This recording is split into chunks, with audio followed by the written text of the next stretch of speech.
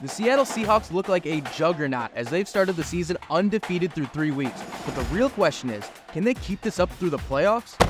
I'm gonna rip you in half now. That is such a juggernaut thing to say. You asked for it and we delivered. It's Fan Friday, and you, the fans, chose today's topic for Point of View. Don't forget to leave a comment down below. Let me know if you think the Seahawks can keep this up. It's hard to argue against the team that hasn't lost a game yet, but those first 2 weeks were nail-biters, and last week they had the benefit of playing against a couple of backup QBs, so they haven't exactly been challenged yet. But still, as an NFL team, you don't get to control your schedule or who's available on the other sideline. Your job is to win games, and that's exactly what they've done to the tune of 3-0, even while dealing with injuries to the offensive line, Kenneth Walker, and Uchenna Nwosu. And there's a number of people who deserve credit for this fast start, but it begins with General Manager John Schneider, who made the bold move to finally end the Pete Carroll era and hire former Ravens defensive coordinator Mike MacDonald to be the youngest head coach in the league. It was also Schneider's first chance to have a say in the coaching staff and personnel, as that was Carroll's responsibility for the past 14 years. And it was no small task considering they were a middle-of-the-pack scoring offense last season while allowing the 9th most points per game and 2nd most rushing yards. They still finished the season 9-8. But it was the 2nd straight season of missing the playoffs and the 4th without a postseason win. Needless to say, it was an important offseason for Schneider, and the moves he made appear to be paying off big time. The offense is top 10 in points and yards per game, which is a huge improvement on last year's numbers, and Geno Smith looks really good to start the year. But the real strides have come on the defensive side of the ball. They haven't seen this level of success since the Legion of Boom era. But before we get more into that, here are the results of this week's poll question and who you thought had the most impressive 3-0 start. Thanks to everyone who voted. Look out for another question next week.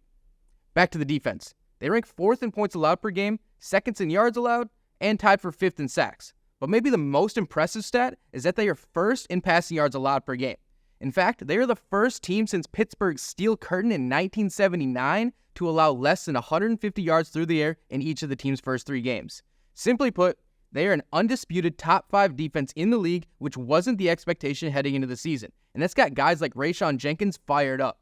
Here's what he had to say when asked if the upcoming opponent, Detroit Lions, have faced a defense like theirs. I don't think so. I mean, I'll take our defense over, pretty much anybody's in the league right now. So, I mean, I wouldn't say so. I mean, we run, we hit, we're physical, we're smart, we're disciplined, which is, in my opinion, one of the most important things that you can have on the defense. So I wouldn't say so. So it'll be a good challenge. They're a good offense. We're a good defense. So we'll see. Who would have thought that a Seahawks defender would be saying that after how last year went? And the individual stats back up his claim in more ways than one. Julian Love and Rayshawn Jenkins are Pro Football Focus's number 2 and 6 ranked safeties in the league. Boye Mafe, Leonard Williams, and Derek Hall are ranked 4th through 6th in defensive pressures forced, and the entire unit is allowing the lowest yards per play in the NFL. And it's hard not to think that this is all a result of not only the new coaching scheme, but the coaching style that greatly contrasts what Pete Carroll brought to the team. Carroll was a player's first coach, and while MacDonald has some of that as well, he's much more tough and holds his players accountable. In fact, it was reported that a player was chewed out in front of the team for poor performance in a conditioning test, saying the player would have been cut had he not had guaranteed money on his contract. And while he hasn't aired out anyone like that in front of the media, he hasn't shown complacency in his pressers either. Here's what he had to say about his team's mindset as they head into their first big test on Monday night. I think the tape is gonna tell the story. I mean, we're in a great position where we've done enough to win each game that we've played. There's a lot of great stuff on tape, but we're also at the beginning stages of this team and who we're going to become. It's so early in the season. We're in a great position. Obviously, it's way better than the opposite, and so we're excited about that. But there's a sense of urgency, too, on where this football team needs to go. A sense of urgency as an undefeated team is all you can ask for from your rookie head coach because he understands the level of competition is about to ramp up.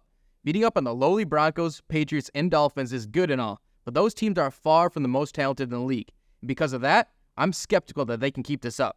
I trust their defense to do the job, but that offensive line can't be ignored. Geno Smith is being asked to do a lot that I'm not sure he can keep up for the rest of the season. And then for that reason, I think they will fall back down to earth and finish with a similar record to last season. But with the 49ers looking mortal and the Rams and Cardinals still working through things as well, I see no reason they can't win the division and be really tough out in the postseason. And and we've thought the Seahawks and Geno Smith specifically has been overlooked for months, well before the season began. For more on that, check out this past episode of Point of View. Enjoy the weekend. We hope to see you here again next week.